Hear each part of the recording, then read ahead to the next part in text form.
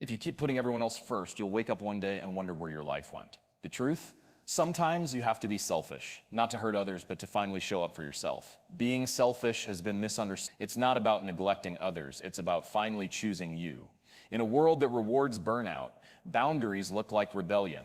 But if you want a life of meaning, success, and fulfillment, you must make yourself a priority. Here's why being selfish might be the smartest thing you ever do. Number one, you can't pour from an empty cup. We live in a world that glorifies self-sacrifice. We're praised for saying yes to everything, admired for putting others first, and even applauded for burning ourselves out in the name of responsibility. But here's the uncomfortable truth. That kind of constant giving, without replenishing, comes at a steep cost. And eventually the cost is you. You can't pour from an empty cup. You can't give your best to your work, your family, or your future if you're constantly running on fumes. This isn't selfishness, it's physics. Try driving a car with no gas. Try powering a phone with no battery. At some point, no matter how much you want to keep going, the engine will stop, and so will you. Being selfish enough to pause, to rest, to protect your time and energy isn't weakness, it's wisdom. It's understanding that you're not a machine. It's realizing that restoration isn't optional if you want to perform at your highest level. When your energy is depleted, your decisions suffer, your patience shortens, your vision blurs. You become reactive instead of intentional. You start surviving instead of leading. The irony is that most people who give too much do it because they care. They want to help, to support, to be there for others. But here's what they forget. The version of you that's tired, frustrated, and worn down isn't serving anyone well. Not your partner, not your kids, not your team, not even yourself. People don't need a hollow version of you. They need the real you, the strong, focused, clear-headed version who's fully present. But that version only shows up when you take care of yourself first. Start seeing rest as a strategy, not a luxury. Start seeing your time as your most precious asset. Stop feeling guilty for needing a break, for saying no, for choosing solitude, for protecting your peace. That's not selfish. That's self-respect. Every moment you reclaim is a deposit into your own well-being. And the better you feel, the more powerfully you can show up for the people and projects that truly matter. Think about it. When you're rested, you think more clearly. When you're energized, you're more creative, more focused, more generous. Your whole presence changes. Suddenly, you're not dragging yourself through the day. You're leading it. And that's what real service looks like. Not martyrdom, but mastery. So the next time you feel guilty for putting yourself first, ask this: who benefits when I'm running on empty? The answer is no one. But when you're full physically, emotionally, mentally, you radiate strength. You inspire others to do the same. And you lead from a place of abundance, not exhaustion. Being selfish enough to take care of you is not the problem. It's the solution. Fill your cup, then give from the overflow. That's how you build a better life and help others do the same. Number two, you teach the world how to treat you. Every time you ignore your own needs to accommodate someone else, you send a silent message to the world: my time doesn't matter. My energy is negotiable. I'll put myself last. Here's the truth most people avoid. You are constantly training others how to treat you by what you tolerate. Your actions, your choices, your boundaries or lack thereof tell the world what's acceptable and what's not. And if you don't set the standard, someone else will. Being selfish in this context isn't about arrogance. It's about clarity. It's about having the courage to define what's okay with you and what isn't. When you say no to something that drains you, you're saying yes to something that builds you. When you honor your time and energy, people begin to do the same. And when they don't, that's your cue to make adjustments. Not to your standards, but to your circle. Think of it this way: no one respects a doormat. They wipe their feet and keep walking. But a door with a lock, that gets approached with respect. That's what a boundary does. It signals that there's a structure here, a line, a limit, and that changes everything. If you're constantly available, people will never value your time. If you're always agreeable, people will never ask what you want. If you say yes to everything, you'll be left with no time for what truly matters. And here's the painful part. You can't blame others for that. Not entirely, because you helped write the script they're following. Being selfish enough to set boundaries isn't cruel, it's responsible. It's recognizing that you are responsible for teaching people how to engage with you. The hard conversations you avoid today become the resentment you carry tomorrow. So speak up, be honest, say no when you mean no. Say yes when it's a hell yes, not a guilt-ridden maybe. You deserve relationships, work, and routines that support your growth, not suppress it. But those things don't just happen, they're created brick by brick through the standards you set. People might resist at first. That's normal. When you raise your standards, you force others to either rise with you or fall away. Let them. The people meant to stay will respect your self-respect. This isn't about becoming cold or unkind. It's about choosing self-leadership over people-pleasing. Because if you keep trying to make everyone else happy, you'll end up miserable, and no one wins when you shrink to fit someone else's expectations. So be bold. Be selfish enough to say, this is what I will accept. This is what I won't. Not because you're better than anyone, but because you finally believe you're worthy of more. That belief changes everything. Because when you treat yourself like someone who matters, the world follows your lead. You teach the world how to treat you. Make sure the lesson is one worth remembering. Number 3, dreams don't happen by accident. If you want a life that's bigger, brighter, and more fulfilling, here's a simple truth.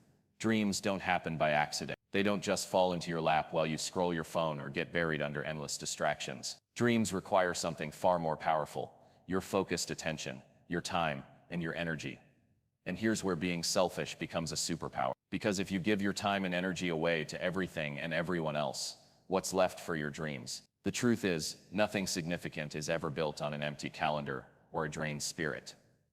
Being selfish means consciously carving out space to nurture your dream. It means saying no to the urgent demands that don't align with your bigger vision, so you can say yes to the important tasks that push you forward. Whether that's waking up early to write, dedicating time to learn a new skill, or simply dreaming with intention, it all starts with choosing you. Let's be honest, it's uncomfortable. Choosing yourself over others can feel selfish, like you're putting your needs above people who rely on you. But think about it this way: when you invest in your growth, you're not just helping yourself, you're building a stronger foundation for everyone around you.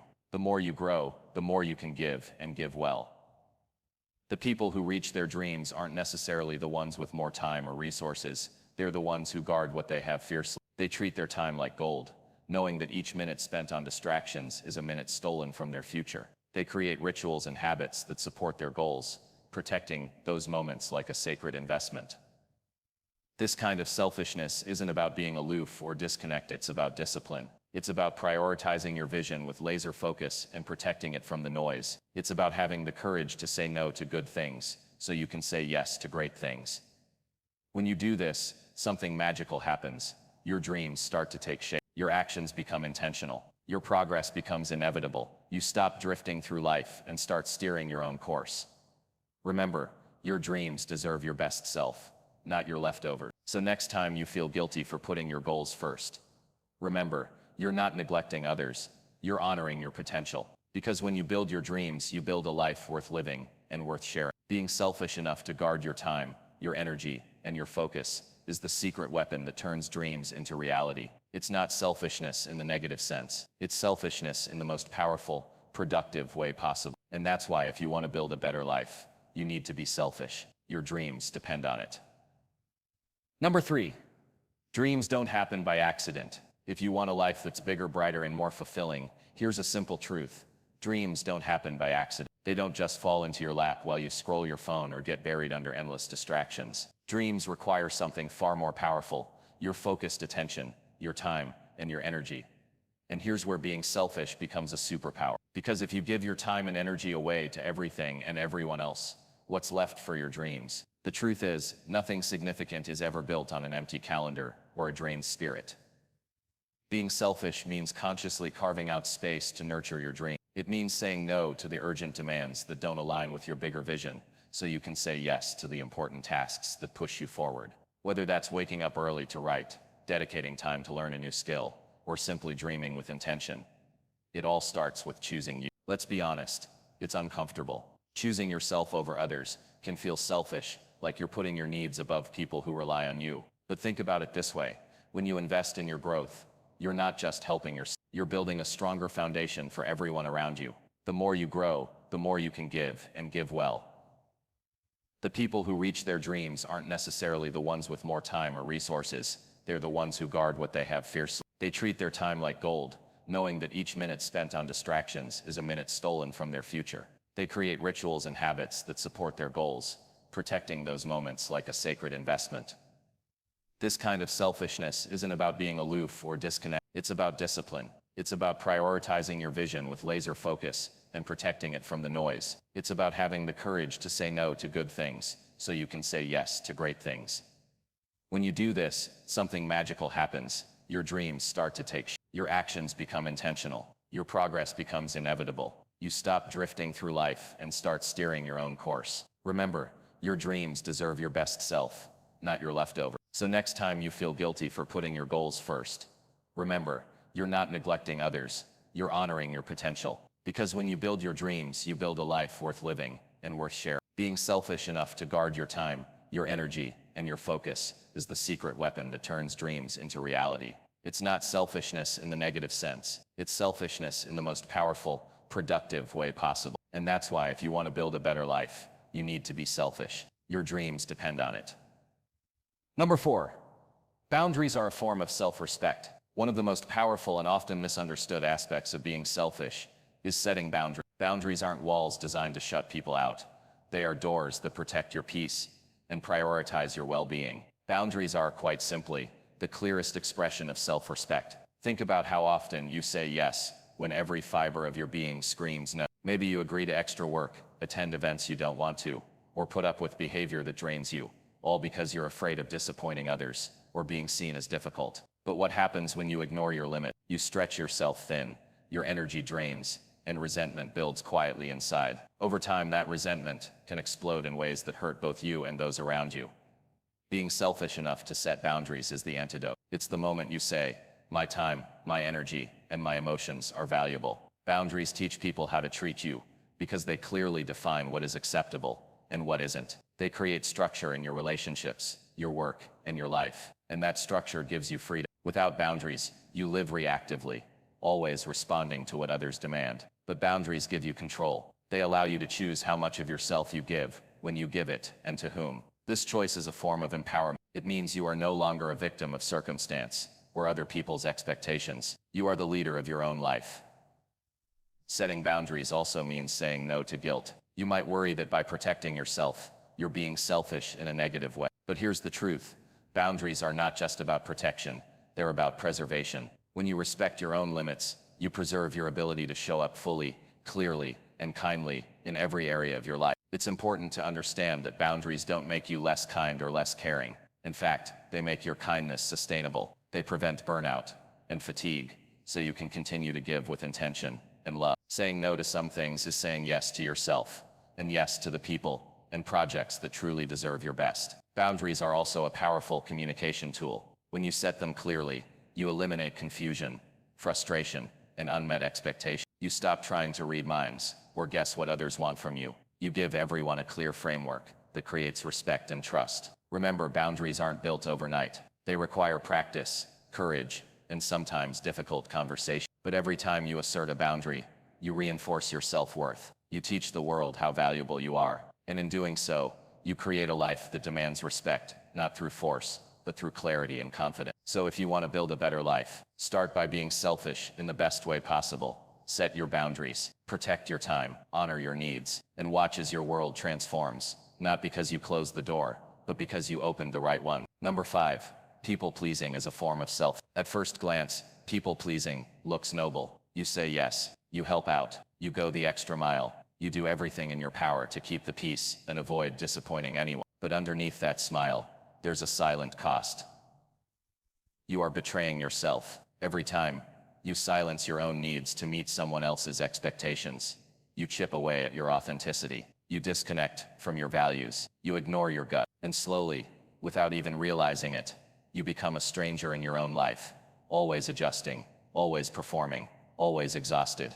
Here's the hard truth. People-pleasing isn't kindness. It's a survival strategy. It's what we do when we fear rejection more than we value our own truth. We think, if I keep everyone else happy, maybe I'll finally feel accepted. Maybe I'll be enough. But it never works. Because the more you twist yourself to fit others' molds, the more you lose the one thing that actually makes you powerful, your identity. Being selfish is the radical act of choosing your truth over someone else's comfort. It's looking in the mirror and saying, I won't shrink myself to be liked. I'll stand in who I am, even if it makes others uncomfortable. That's not arrogance. That's alignment. And guess what? The people who truly belong in your life won't need you to betray yourself to keep them. They'll respect your honesty. They'll value your boundaries. They'll appreciate your authenticity because it gives them permission to be authentic too. The people who demand your silence or your constant, they were never invested in you, only in what you could give them. Let's be clear. Saying no doesn't make you rude. Being direct doesn't make you difficult. And prioritizing your needs doesn't make you selfish in a bad way. It makes you sovereign. It means you're finally living in alignment with your values, your goals, your voice. The most powerful people are not the ones who please everyone. They're the ones who know who they are and what they stand for. They're not reactive to the opinions around them. They're rooted. They make decisions from a place of clarity, not fear. So if you're tired of feeling burned out, underappreciated, or invisible, maybe it's not because you're doing too little. Maybe it's because you're giving too much of yourself away. It's time to stop saying yes out of guilt and start saying yes out of conviction. Being selfish enough to honor your truth is not a betrayal of others. It's the highest form of loyalty to yourself. And from that place of truth, you'll build relationships, careers, and a life that doesn't require performance, just presence. You don't need to be liked by everyone. You need to be true to yourself. The right people will love you for it. And the rest, let them go. Because the moment you stop pleasing and start leading, your entire life begins to change. Number 6, you create a life worth respecting. Respect isn't something you demand. It's something you earn by the way you live. And it starts with how you treat yourself. If you want others to respect your time, your energy, your values, it begins with one powerful decision. Be selfish enough to build a life you're proud of. Most people spend their days reacting. They wake up, check their phones, respond to other people's agendas, and go to bed wondering why they feel unfulfilled. They don't realize that every choice, every habit, every "I'll do it tomorrow" is either building or breaking their future. The people who create lives that command respect don't do it by accident. They do it through intention. They get clear on what they want. They set boundaries to protect it, and they move with purpose. Being selfish, in this sense, means saying no to the noise. It means cutting out distractions, bad habits, and shallow commitments that drain your energy and steal your time. It means you stop living for applause and start living from alignment, not because it's easy, but because it's necessary. You can't build a life that inspires others if you're constantly shrinking to fit theirs. You can't lead with confidence if your days are dictated by guilt and obligation. You create a life worth respecting by standing for something, by showing up for yourself consistently, even when no one is watching, especially when no one is watching. Think about the people you admire. It's not their titles, their status, or even their talent that earns your respect. It's their discipline, their clarity, their unwavering commitment to their principles and priorities. That kind of life isn't built through people-pleasing or passive living. It's built through bold, intentional choices every single day. So ask yourself, what do I really want? Not what your family expects, not what your friends think is cool, not what society tells you is successful. What do you want? What kind of person do you want to be? What kind of legacy do you want to leave? Then start living like it matters. Be selfish enough to prioritize your goal. Be selfish enough to cut off anything that dulls your spirit. Be selfish enough to spend your time with people who fuel your growth instead of feeding your doubt. Because when you live with that kind of integrity, when your actions match your ambitions, you create something unshakable, self-respect. And from there, external respect naturally follows. You become someone others look up to, not because you demanded it, but because you embodied it. Here's the bottom line. The life you want isn't out there waiting. It's inside of you waiting for permission. Stop asking the world to validate you. Stop playing small to fit in. Be selfish, be intentional, be relentless, and build a life that doesn't just look good from the outside, but feels powerful, purposeful, and fully yours from the inside out. That's the life that earns real respect. That's the life worth living.